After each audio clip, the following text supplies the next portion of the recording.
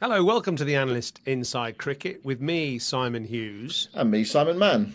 And today is our second episode of Question Time, where we answer your questions. The questions have come from a combination of our members of the World's Best Cricket Club, worldsbestcc.com. You can join that club and get a live interview every other week. And also, we're contributing to the Professional Cricketers Trust in that club. And also, the Analyst Plus site, where we are running lots of extra content, including, of course, that Headhunters series about the 1974-75 Ashes, the Classic series, which, of course, England lost in the end. And it actually changed the game in many ways as well. And you can find that if you go to patreon.com/the analyst 25. So we've had members from both of those clubs sending in their questions for today, 14th of January. Lots of interesting topics. The first of which is from Richard Norton, our good friend Norts, who says, and this is very topical because England women have just lost their second ODI against Australia in the what's known as the Washes competition. And Richard Norton says, Heather Knight has had 4 cracks at winning the Ashes as captain and not won any. Why were England so reluctant to give no one else the job as captaining in these Ashes? For instance, Nat Sciver-Brunt. Maybe she doesn't want it. Or why not Sophie Ecclestone? So what's our answer there? What's your initial response to that, Simon? Well, I think they feel that Heather Knight obviously is the best leader, that she has got the authority within the women's team. I think the problem ultimately they've got going to Australia, okay, they're 4 points to nil down after the first 2 one-day internationals, is that England aren't as good as Australia. So that's the problem, the basic problem that Heather Knight has got. And look, when Heather Knight went off the field during the T20 World Cup in the UAE before Christmas, England kind of fell apart. They kind of lost her leadership. So perhaps there just aren't the others within the team that can stand up and be the leader of the side. You know, that she's one among no one else.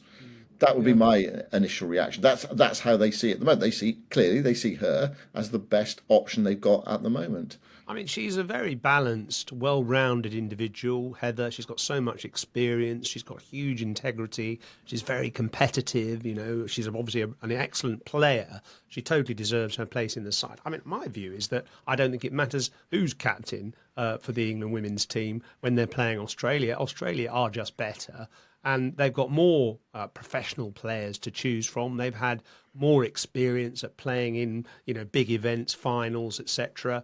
They like the Australian men. They find a way, don't they, of winning practically every game. And that's because I think, firstly, they've got more match winners than England. They've got match winners all down the order, both batting and bowling, so many different bowling options. And also, they're just fitter, I think. I think they're, and actually, this applies quite often to the Australian men in the past as well. Whenever Australian men have come to England, in the 1990s or the 2000s especially, I always felt they were fitter. They were better athletes. And that may be just a product of their education, maybe their diet, their general environment. When you went to Australia and played against grade teams in Australia in my career, they were so fit, they were so strong, they were robust individuals, they were very athletic in the field, they were obviously super competitive, and you just felt inferior. And I think that applies a bit to England women against Australian women at the moment. I think Australian women are just more rounded athletes with more match winners. And so, in a way, does it matter who's captain of England? The Australian game seems more advanced than anywhere else in the world. Of course, the other thing as well is they're playing at home. I mean, England pushed them last time they were here, didn't they, for the women's Ashes in England? Playing in Australia is tough. I mean, look at the men, for example. I mean, they're competitive series when Australia come to England. When England go to Australia, they're totally uncompetitive. The harsh light is on you when you go to Australia. It's one other thing about the Australian team, actually. I was just watching a bit of Alana King bowling yesterday, and, the leg spin that she bowls, she puts a lot of revs on the ball.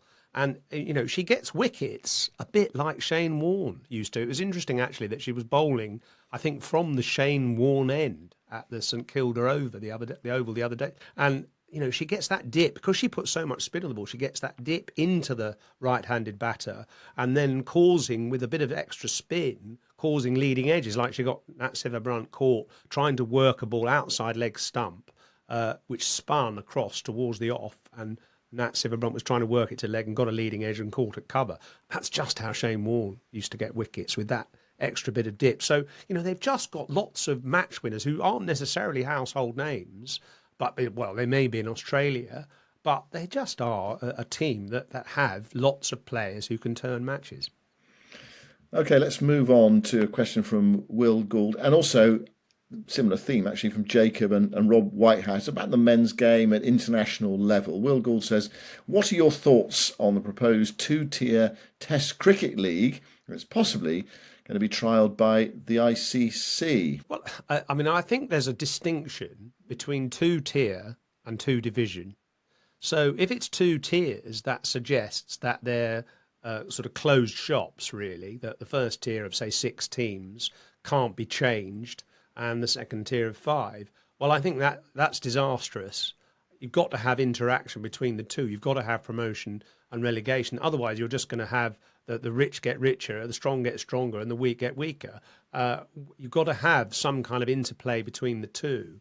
How would England feel if they were sort of 7th now and they'd be in second tier forever, sort of thing? So obviously any other country would feel the same way. So I think if it's 2 divisions where you can get 1 or 2 promotions and relegations, that might make it interesting. And that does give a bit of scope to, say, England now in 6th place in the World Test Championship. They're going to be a bit nervous.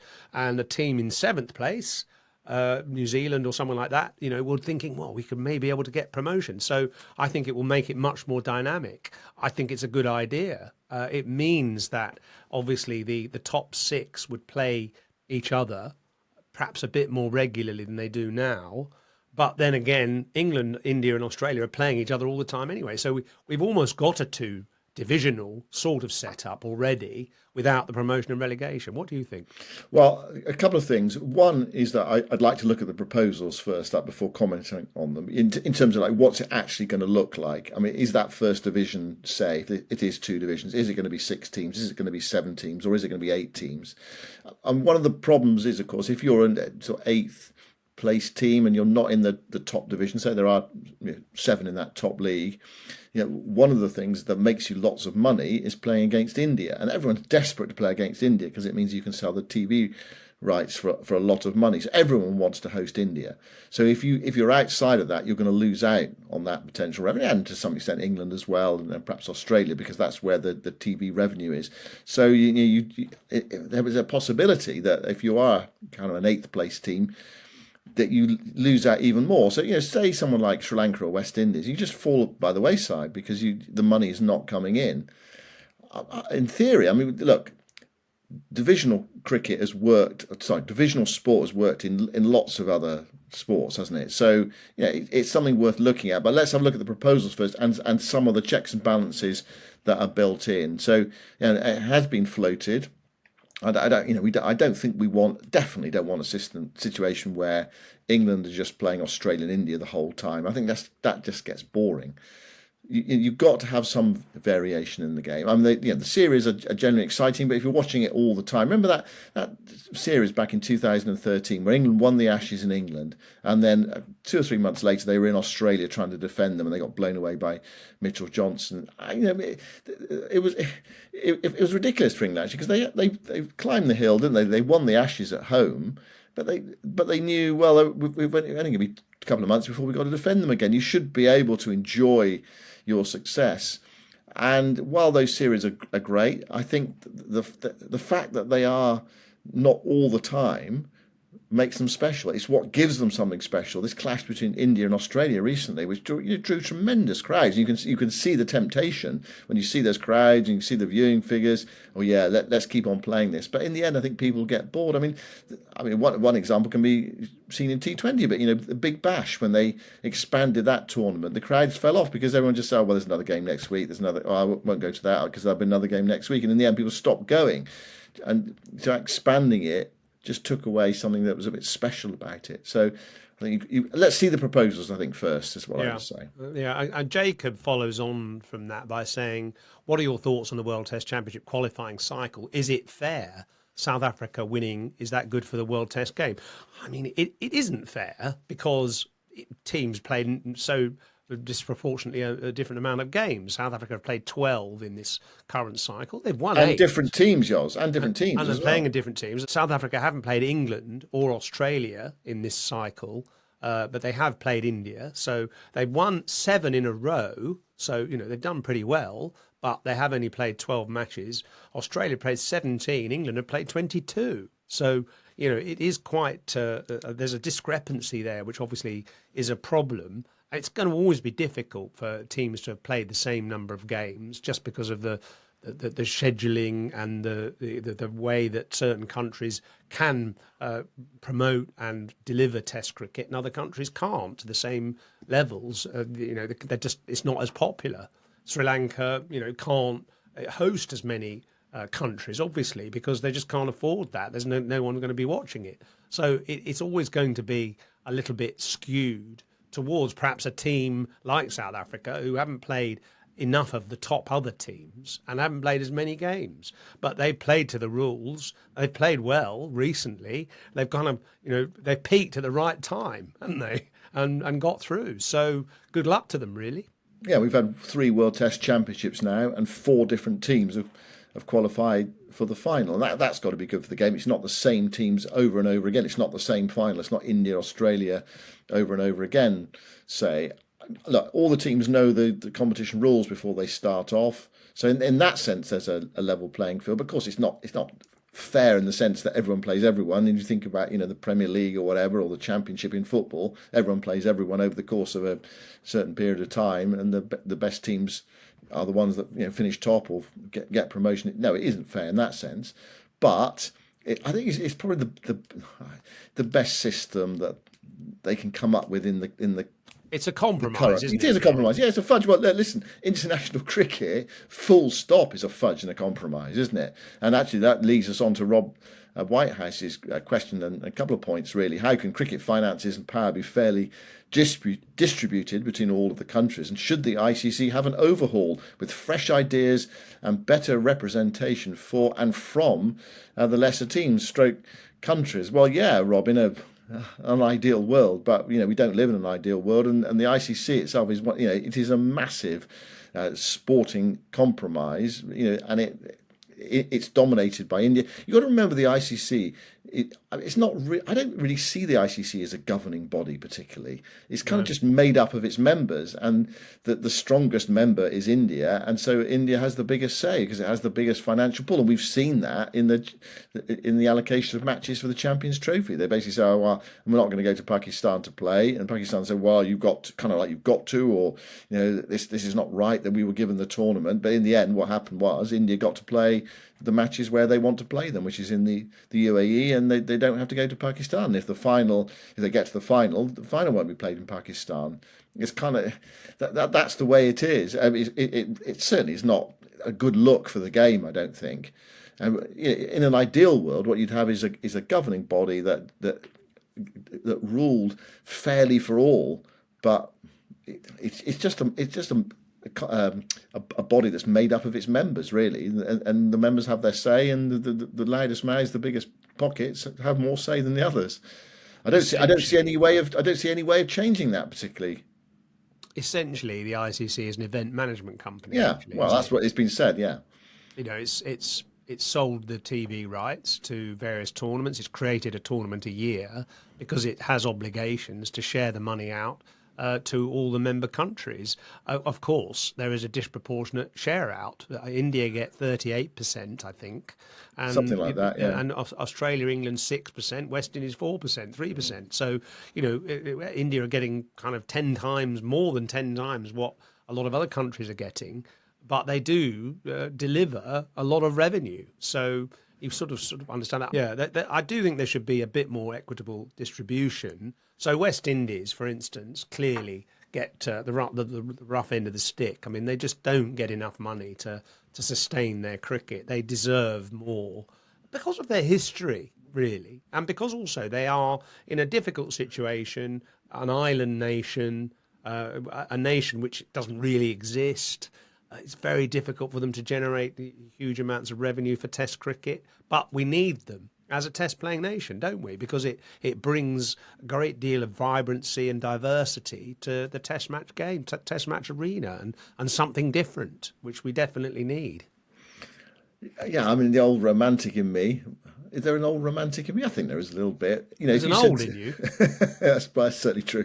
If you said to me, you know, what would be your wish for cricket in the next 20 years? It would be fantastic to see a multi-talented West Indies Test playing team again, wouldn't it? I mean, they have some decent players, and every now and again they tweak the noses of the big teams. You know, they won in Australia. You know, they won a series against England at home fairly recently. But to have a West Indies side that was kind of alive and vibrant and spinners, quick bowlers, exciting batters. Yeah, I think that would be one of the things I'd love to see because it was okay. It was hard for those who had to come up against it, but the cricket was breathtaking I mean, when it I was suppose happening. they spoiled us, really, didn't they? Yeah, Because they were yeah. so good for 15 years. And I mean, you know, we're thinking back to our series, which we've been doing about the 74, 75 Ashes, and the West Indies come along and then blow everybody out the water after that. And that was partly because they had, you know, raw talent and some amazing fast bowlers. But it was also actually because they played a lot of county cricket, and county cricket was their sort of finishing school. I mean, they're all the Clive Lloyds, Viv Richards, Gordon Greenidge, Desmond Haynes, Malcolm Marshalls. They will all admit, or would admit, that county cricket was the place where they polished their game to that superior level, because they played so much of it, and the standard in the 1980s especially was very high, and they became this elite performing team with a tiny population. So, Barbados has 250,000 people or something, and they've produced 100 test cricketers. It's incredible. But in a way, times have changed, and there's more interest in other sports in the Caribbean, and they have got this small population. They haven't got much money. So sustaining a test match team is really tough. Okay, let's move on, Yoz. And now this is an interesting and an open-ended question, really, from Sam O'Brien. He says, what are your top three worst days or instances for cricket over the years? So quite an open-ended question from Sam. I've had a good think about this today, and I'll inevitably miss something that we'll do the podcast. And, oh yeah, what about that? But okay, what's your first one, Yoz? Well, I mean, Sam's an Aussie, so I'm sorry, I'm going to have to come up with an Aussie. Well, two of my three are Aussies, actually, I'm afraid. The first one is sort of fresh in my mind, really, because of the 74-75 Ashes series we've just done, and it came soon after that, about 6 years after that. Trevor Chappell's underarm delivery against New Zealand in a one-day international with, I think it was 5 to win off the last ball, and Greg Chappell, his brother, allowed Trevor to bowl an underarm, and I think it was the nadir until my other low point, I thought it was the nadir in Australian cricket, because it was just such a sort of cynical, non-competitive, completely idiotic thing to do, and it just totally flew against any idea of the spirit of the game. And it was a nondescript game as well. I mean, I guess there's a few Mankad incidents that you could probably equate with that. It was a bit like, to me, it was a bit like a Mankad, but actually a Mankad is legitimate. The underarm isn't, or at least it isn't now, but it was then, and it was soon after that outlawed, quite rightly. So give us your second one as well, Yoz, while you're in full flow. Well, What was your second second one one? is the sandpaper gate, actually, because I just thought the brainlessness of the Australians and the kind of the hubris that they showed to scratch a ball with sandpaper during that match in South Africa was just extraordinary. I mean, again, I'd equate that with the underarm as a nadir in Australian sporting history, because it was totally cheating. It was stupid, because there's 32 cameras focusing on the game. You're never going to get away with it, and they didn't. And players were banned quite rightly for it. I've got some sympathy for Steve Smith, because he took over as Australian captain when he was quite young at 25. He was a bit older by then, but I felt he was still, quite a naive captain, and I don't think he condoned this act. But I think he sort of turned a blind eye to it, and that was foolish. And he got a ban, quite rightly, because, as captain, you take responsibility for the actions of your players. But Okay, do you want to hear mine? yeah, Okay, 18th of January 2000. Ring a bell? 18th of January 2000. 18th of January 2000. It was just before England played West Indies. I no, well, no. Tell me. I mean, it could be Hansi Cronje, perhaps. That's exactly what it is. Hansi Cronje, at the last day at Centurion, when there was a declaration. I'm sure most people know the backstory to it. Test match heading towards a draw between England and South Africa because of so much rain at Centurion, and the two captains got together and they decided there was going to be a result, or Hansi Cronje decided there was going to be a result. And then subsequently it came out that Hansi Cronje had been involved in match fixing, was caught by the Indian police. And my feeling is that, did everything come out subsequently? Don't know. Look, it was a pretty dark time for the game in the 1990s. There was a lot going on that I think has never come out, involving lots of players. So, but I mean, at least that did come out. But what it did do, I suppose, it shone a light on some of the things that were going on, and it sort of alerted everyone. Look, and if someone like Hansi Cronje can be involved in that, well, then who else is? And cricket really needs to have a look at itself.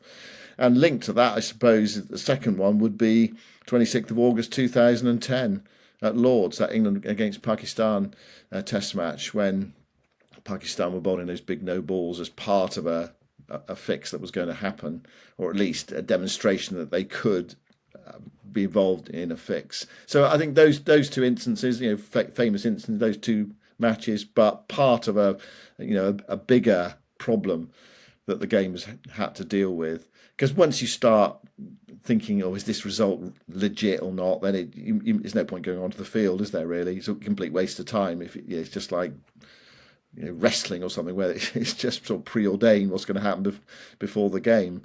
So you've got to have proper sporting competition. Yeah, I mean, I remember that one in particular because I was at Lords that day, and it was interesting actually because Mohammed Amir, the left armour, had been bowling well in the series, and he was obviously pretty young, and I wanted to interview him, and so I'd actually approached the management and Mohammed Amir himself and said, could I possibly do an interview with you? If I get to the ground early on Saturday morning and write a piece, can I do that? And they said, yeah, you get there at 9:00, 9:15, and you can interview him before play. So I got there, and Mohammed Amir was just doing some warm-ups, and he sort of waved at me and said, I'll come and do the interview in a minute.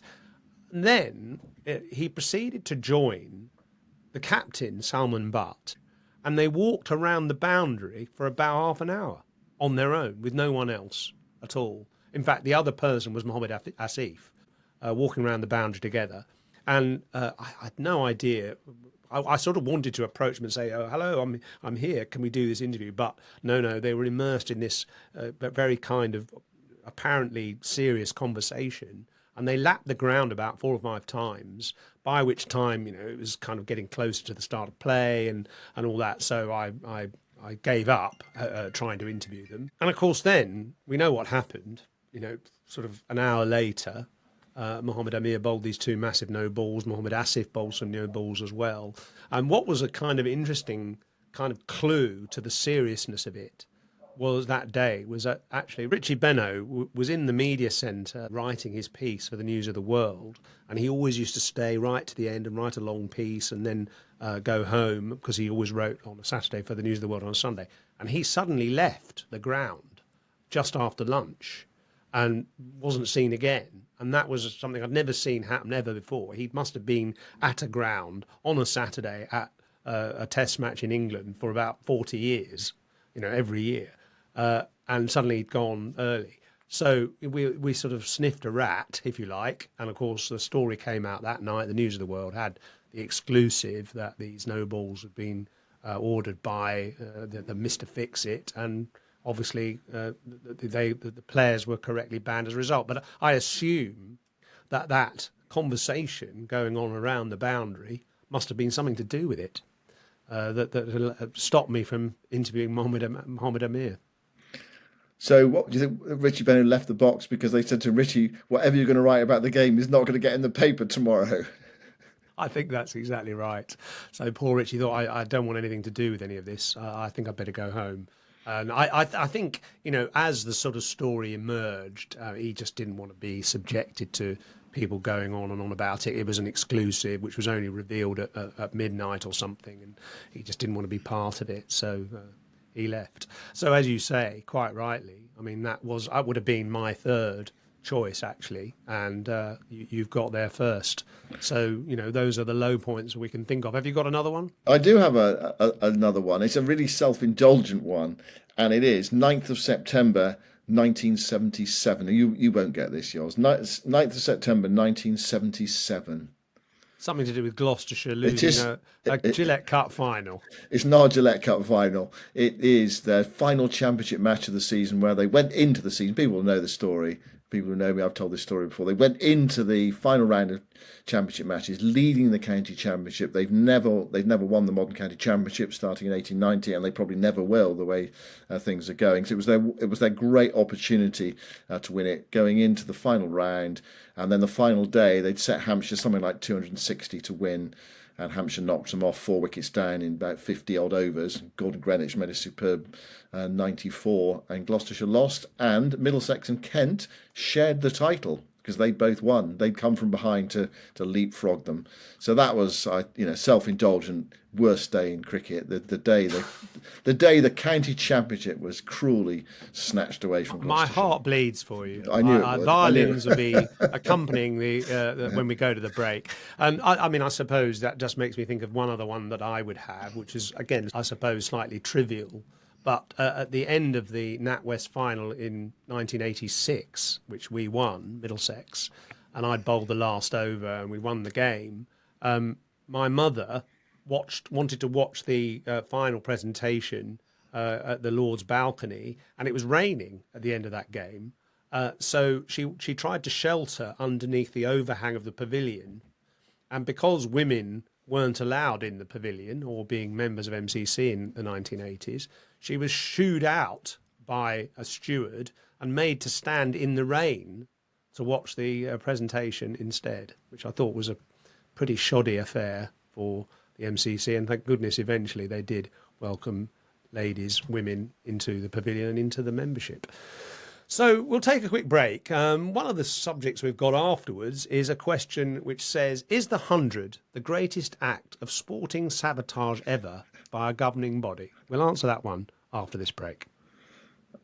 Right, we'll come to that question about supposed sporting sabotage in a short while. Let's kick off the second half with Joe Clark's question. With the success of the 2024 debutants in England's Test side, do you see the other Test-playing nations selecting young talent based on potential rather than weight of runs, wickets in the domestic games? And there's a sort of linked question from Robin Learmont, who's got a slightly different take on this. He says, how on earth can we expect the ECB to be thinking outside the box when it comes to selection with the current regime in place?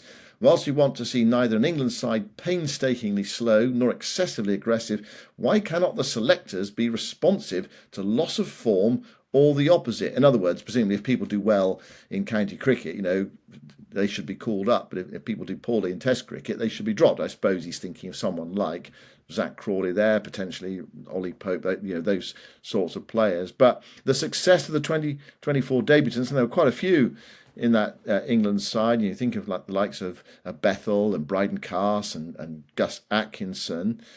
Do you see other teams following suit? Well, I mean, they do, don't they? They already do. I mean, Sam Constas for Australia had only played 11 games before he was drafted in for the fourth test of that India series. Yeah. I mean, Yashasvi Jaiswal hadn't played that much first-class cricket before he was pitched in to open the batting for India. He had played in sort of Ranji Trophy, big games and things, but not that many of them. I think, other countries do pick players when they're very young, but I suppose England have blazed a trail in that regard recently, and I think it's because they probably feel, I semi-agree with this, they probably feel that actually county cricket can do as much damage to a player as it can generate and improve them. At times, you can be ground down by too much county cricket. And look at the success of players like Joe Root, Alistair Cook, when they came in age 21 to play for England, and they were immediately successful. So I think it's about and the current regime in particular for England are very good at recognising potential, and they don't want that potential to be too tarnished, to use their word, by county cricket. They want to get hold of it and nurture it at the international level. And so, does that actually half answer Robin's question as well? About bringing players in, weighted runs in county cricket, and also players being dropped. So England these days are more likely to stick with a player that they've identified, even though they might be going through a lean run of form. I mean, Zach Crawley's such a fascinating example, isn't he, of modern selection. Go back in the 1990s. How many times would he have been dropped and recalled, dropped and recalled? Well, he might not have been recalled, but he certainly would have been dropped, wouldn't he? He would, and I sympathised at the time massively with a player like Mark Ramprakash, who was dropped and recalled numerous times and finished up averaging only 27. And I think that he was just on edge throughout his Test career, and that may be partly just his personality.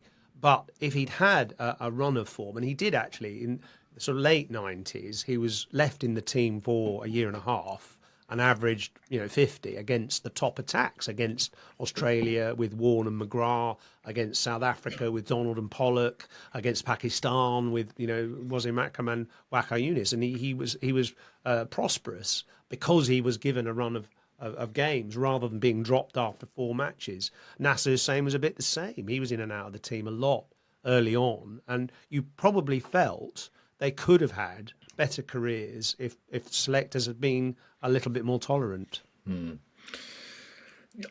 Just on Robin's question, I think it's going to continue. They want to give players more opportunities rather than just take them away once they've identified someone. And I don't think necessarily performances in county cricket, weighted runs are going to count for that much, especially if you're an older player. I mean, I know that Robin's a big Hampshire fan, so he thinks that James Vince, should have been given many more opportunities than he has, and someone like Liam Dawson as well, who's two really fine county players and actually international players as well. And who knows, they might well have flourished in the last couple of years. Absolutely, they might have done, but they've not been selected, and England gone another way. And I suppose they would say we have to back our judgment and look at the results. And you might say from the outside, Robin might say, well, the results have been a bit mixed, actually.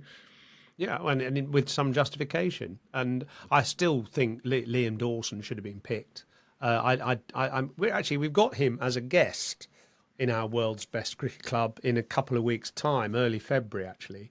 So I'm gonna confront him there and find out exactly what he thinks about this, because he's been the most consistent county cricketer for the last 2 years, bat and ball, so reliable, and a left arm spinner, which we don't have too many of as well, and of course a good batter who regularly makes hundreds and contributes down the order. So it seems unjust that he hasn't played more Test cricket, but maybe there's a secret reason we don't know about.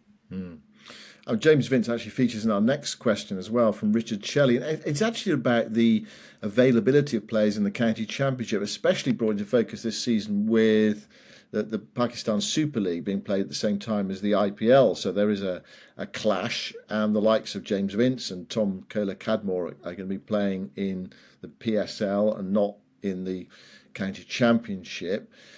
He says, is this another nail in the coffin for the championship game? And would the ECB be happier with 10 county sides based around the Test grounds and that 100 franchise teams? Well, I definitely think that ECB would not be happy with 10 county sides. I think they know in their heart that actually maybe 18 is slightly too many, but 15 or 16 is probably the right number, because each of these counties, and your Gloucestershire being a case in point, it's a nurturing spot for the game. Obviously Gloucestershire services a lot of that regional area in the west, in the same way as Somerset does as well. And they won a competition last season as well, Jos. Yeah, absolutely. And they might not have ever won the county championship, but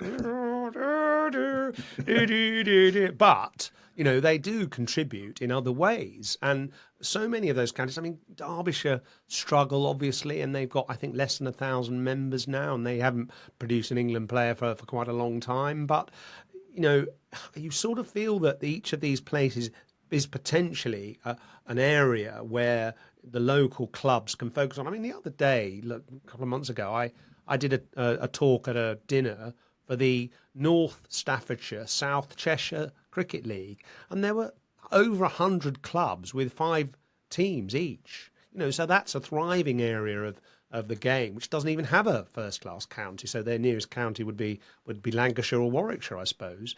Derbyshire, or Derbyshire, yeah. So there are all these areas of the country which do nurture cricketers, and so I don't think the ECB want a 10 county size. I mean, obviously, the clash with the Pakistan Super League and the county championship is unfortunate.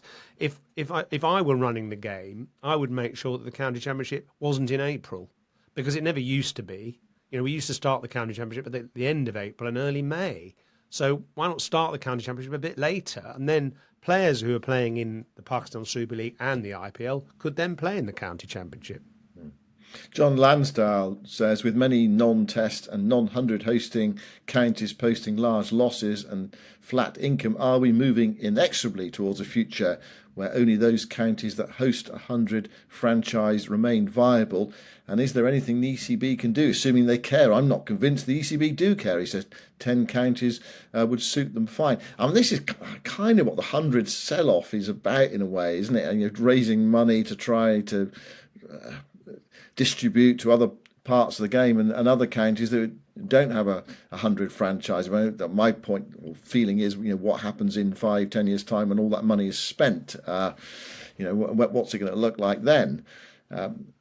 So 10 counties would suit the ECB fine. Well, you've just answered that, Yoz. You said no, but I mean, is it a case that only really test or stroke 100 grounds are going to thrive?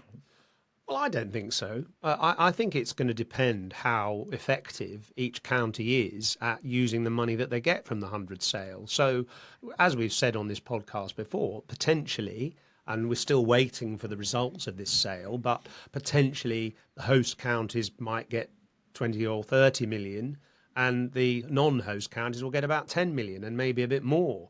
Well, that's a major influx of that. That's a major investment in their balance sheets. I mean, an average county probably spends about 6 million a year. That's what it costs to run, maybe a bit more in some cases.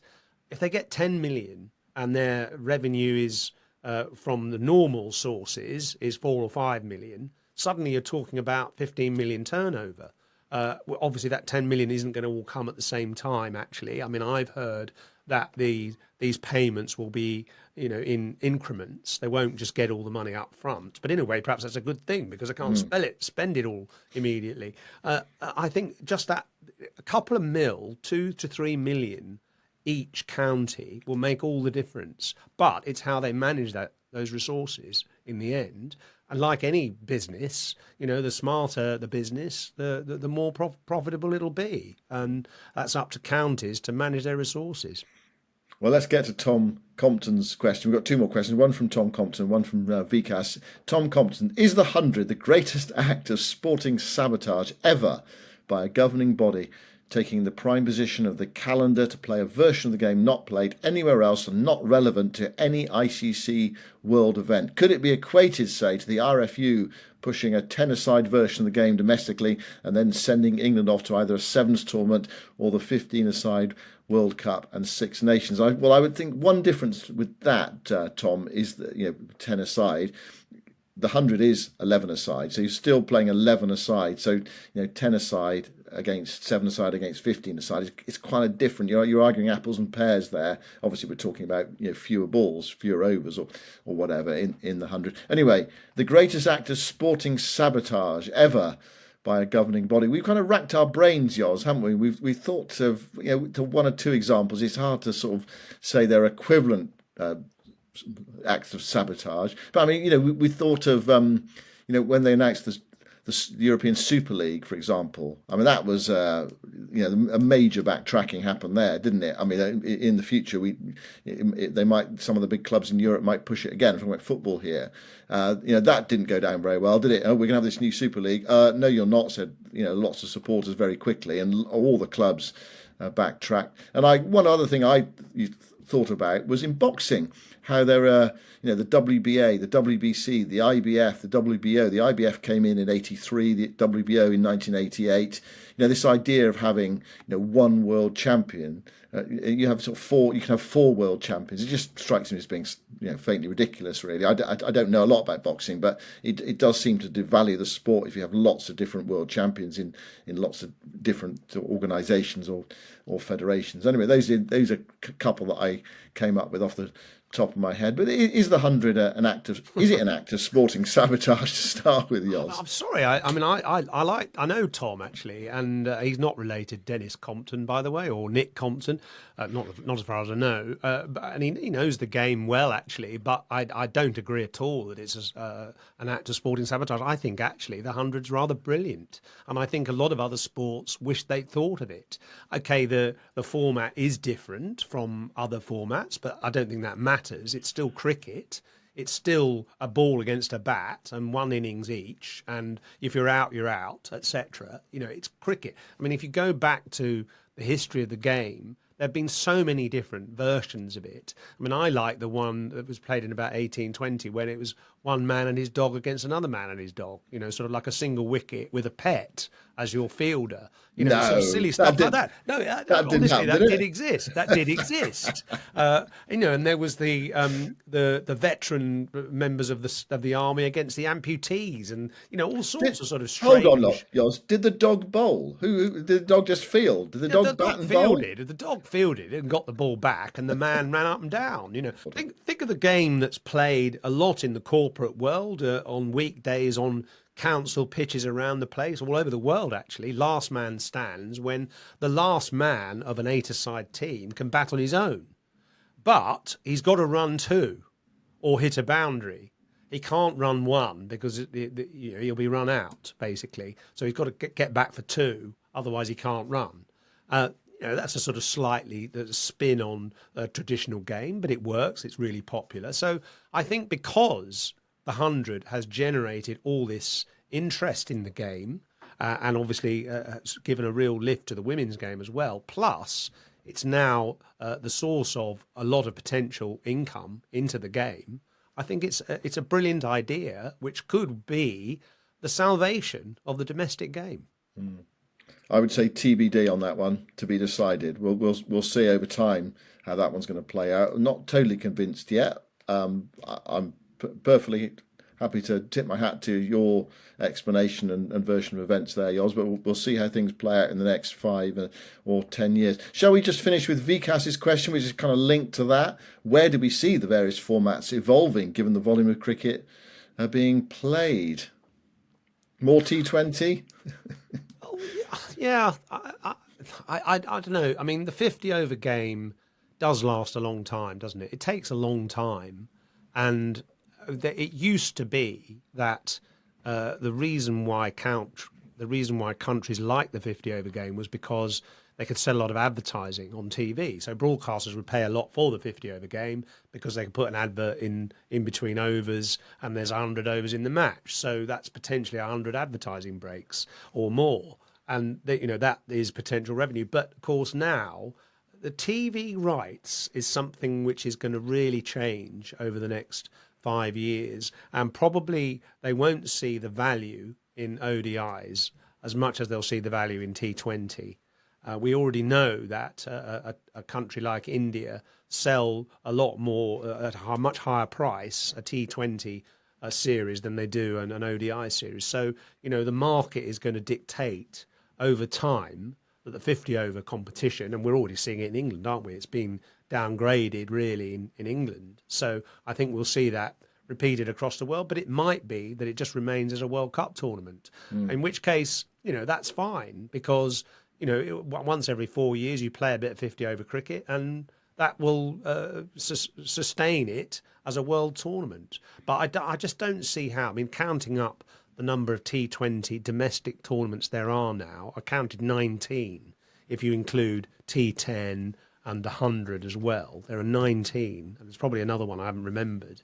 So it's too congested to try and fit in Test cricket and T20 internationals and ODI internationals as well. So something's got to give, and eventually it's going to be 50 over cricket. So is there any point in playing a 50 over World Cup if no one's playing it in the meantime? I mean, presumably some countries will play a little bit, but I mean, I think it's a proper test of your strength, isn't it? yes, but if no one's playing it, what's the point of having a 50 over World Cup every 4 years? Just because they always have done. I mean, I like the 50 over World Cup. It probably goes on for too long, but it creates some interesting cricket, some great talking points. But if no one's actually playing it in the meantime, is it worth just concentrating on real short form cricket, T20 and Test match cricket? I mean, maybe. I still think that 50 over cricket is a valuable form of the game and a valid form of the game, which a lot of people still play, amateurly, don't they? I mean, a lot of clubs still play 50 over formats, an afternoon. I mean, that is declining very, very slowly, but it's still a recognisable sort of proper game of cricket, isn't it? So I think it will survive in some form, but probably in a much more reduced form than it is now. It's a long old day, actually, 50 over cricket. I mean, it's actually the longest form, strangely, because in terms of a day's cricket, Test match day is much shorter than a day of 50 over cricket. And people still pay to watch it in this country. That series between England and Australia, okay, it was England and Australia in September, but it was in September. It was cold and a bit miserable, the weather, but really good crowds turned up to watch. And sometimes if it's in your area, it's your only day out, isn't it, of the year? Crowds in India, what are they like? If you take a game away from one of the main centres, presumably people will turn up and watch because it might be your one game of the year that you actually get to see your heroes in actions. I suppose it needs clever planning and clever marketing around it, and I think this has happened a bit already, isn't it? It's just don't play too much of it. That you have 3-match series and move on, rather than having those 5-match series, 7-match series in the past. I actually think one way in which you could help it to survive at international level is if you wanted to, is that it was actually make every game matter, and that's coming back into vogue as well. Conversations around when two teams meet internationally, that you have a bit like the women's Ashes at the moment, where we started, that actually you have a series and all the matches count towards the overall victor, and possibly even some form of qualification as well for a future tournament, whatever that might be. Anyway, that's something to think about, that you don't just play discrete series. You actually, it's an integrated series. No, I like that idea, actually. I think, and obviously we'll be following the Women's Ashes with great interest. Don't forget our sister podcast, Storylines, with Melissa Story and Nikki Chowdhury, covering that Washes series down under, with a few matches still to go, of course, and the test match between England and Australia to come at the end of the month. Do you know how long we've been talking for? 50 minutes. Too long. Too long. So, not too long, but, we got to go. And of course, it's 50 years since the first World Cup, actually, in 1975 as well. So we'll be doing a special series on that in due course on our sister site, the Analyst Plus. If you want to hear that 1974-75 Ashes special box set, go to patreon.com/theanalyst25. And we'll be back with another podcast shortly. Thank you very much for all your questions, and thanks for listening. Thanks for listening. Goodbye for now.